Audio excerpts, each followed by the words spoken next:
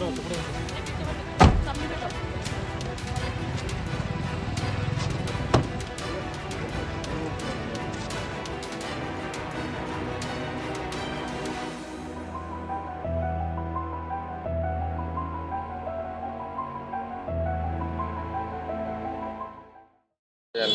हजर करण्यात आलं होतं.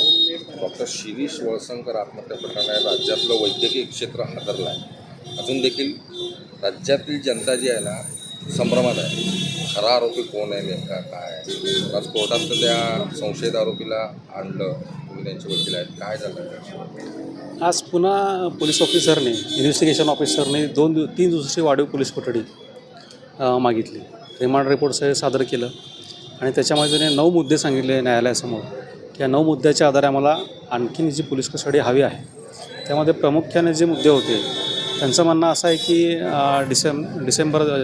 एप्रिल 2022 ते डिसेंबर 2024च्या दरम्यान त्या 32 महिन्याच्या कालावधीमध्ये तिच्या अकाउंटमध्ये 39 लाख रुपये आलेले आहेत. त्या अनुषंगाने तपास करायचा आहे. तसंच एक 70 लाख रुपये तिच्या अकाउंटवर आहेत पण तिने इन्कम टॅक्सला दाखवलेलं नाही, त्याच्या अनुषंगाने तपास करायचा आहे. आणि हॉस्पिटलमधले काही 4-5 साक्षीदार आहेत, त्यांच्या अकाउंटवरून तिच्या अकाउंटवर पैसे गेलेले आहेत आणि ते साक्षीदार सांगतात की मनीषा मुसळेने आम्हाला रोख पैसे दिले आणि आम्ही तिला तिच्या खात्यावर टाकले. त्या अनुषंगाने तो तपास करायचा आहे. आणि तसेच अजून एक नवीन मुद्दा आणला त्यांनी आज की मनीषा मुसळे हिने डॉक्टर साहेबांना तुमची इज्जत घालवते अशी दमदाटी केली होती आणि पुन्हा बदनामी करते आणि त्या अनुषंगाने डॉक्टर साहेबांनी आत्महत्या केली. या सर्वावर आम्ही विरोध केला. मुळात प्रश्न असा आहे की केस जी आहे ती आत्महत्येची आहे, ती आर्थिक अपहाराची केस नाही आहे. आजचे सगळे जर विषय बघितले तर आर्थिक अपहाराचे होते. डॉक्टर साहेबांनी आर्थिक अपहारामुळे आत्महत्या केली नाही अशी FIR आहे, नाही फिर्यादीचं म्हणणं आहे, नाही तो 17 तारखेचा जो मेल आहे त्या मेलमध्ये कुठेही असं नमूद नाही आहे की आर्थिक अपहाराचा विषय आहे.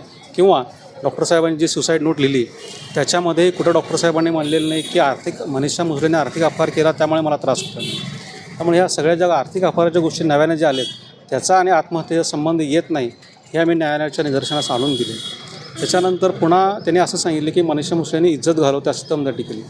परंतु FIR बघितली किंवा 17/4/2024चा जो मेल बघितला त्याच्यामध्ये कुठेही हे वाक्य नाही आहे की मी तुमची इज्जत घालवते. उलट तिने त्याची व्यथा मांडली आणि ती न्याय मागत होती. एवढाच विषय त्या मेलचा. त्याच्यामुळे इज्जत घालवते हा याला बेस काय, हा नवीन विषय कुठून आला हे काय त्यातून कळून येत नाही. तशी म्हणजे फिर्यादीसुद्धा असं म्हणणं नाही आहे की मनीषा मुसळेने कधी इज्जती घालवते अशी दमदाटी केली किंवा बदनामी करते अशी दमदाटी केली. त्यामुळे हे कारणं जे आहेत हे कारणं त्या आत्महत्येस प्रवृत्त करण्यासाठी होऊ शकत नाही आहेत.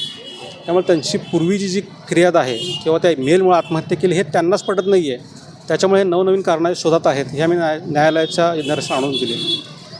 ह्या सगळ्या गोष्टी पाहून न्यायालयाने 2 दिवसाची वाढीव पोलीस कोठडी सुनावलेली आहे. त्यामध्ये ते 32 लाखाचं आणि 70 लाखाचं जे तुम्ही अपहार म्हणताय तर त्याचे काय म्हणजे डॉक्युमेंट सादर केले कोर्टाला ते अपहाराचे? नाही, मुळात मनीषा मुसळे सध्या न्यायालयीन कोठडीत आहे आणि आम्हाला कुठलेही डॉक्युमेंट मिळत नाही आहेत. परंतु कसं आहे की 32 महिन्याचा कालावधी तिला दरमहा 1.5 लाखाच्या आसपास पगार होता आणि वर्षाला 1.5 लाख रुपये तिला इन्सेंटिव्ह रजेचे पैसे मिळायचे.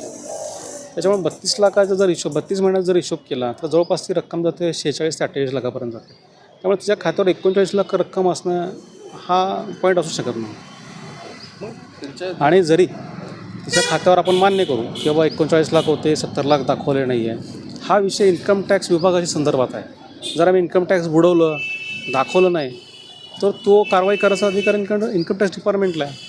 आणि डॉक्टर साहेबांचं किंवा फिर्यादी असं कुठं म्हणणं आहे का की मनीषा मुसळेच्या खात्यात 70 लाख दिसले किंवा 39 लाख रुपये तिने ढापले आणि त्याच्यामुळे मला मानसिक त्रास झाला मी आत्महत्या करतो. कारण जी व्यक्ती होती डॉक्टर साहेब, हे डॉक्टर साहेब बरेचसे हजारो कोटीचे मालक असतील आणि असल्या किरकोळ रकमेमुळे त्यांना मानसिक त्रास झाला आणि त्यांनी आत्महत्या केली हे पटण्यासारखं नाही आहे. हा सुद्धा युक्तिवाद आम्ही न्यायालयात केला.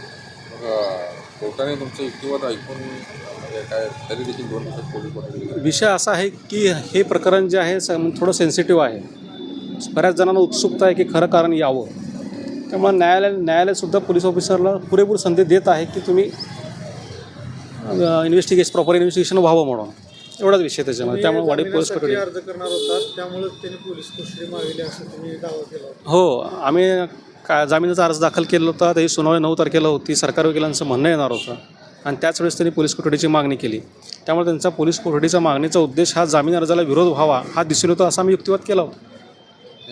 त्यांची जी अंतर्गत गृहकलाची जी चर्चा होती समाज माध्यमातून सुरू किंवा एकूण चर्चा याचं कुठंतरी म्हणजे आजपर्यंत आलं का नाही समोर हा विषय? रिमांड रिपोर्ट जे काय रिमांड झालेत आजपर्यंत किंवा जे काय रिपोर्ट कोर्टात आलेत त्याच्यामध्ये कुठेही ग्रहकलाचा विषय अजून तरी आलेला नाही आहे किंवा त्या अनुषंगाने कुठला तपास झाला असंही नमूद नाही आहे.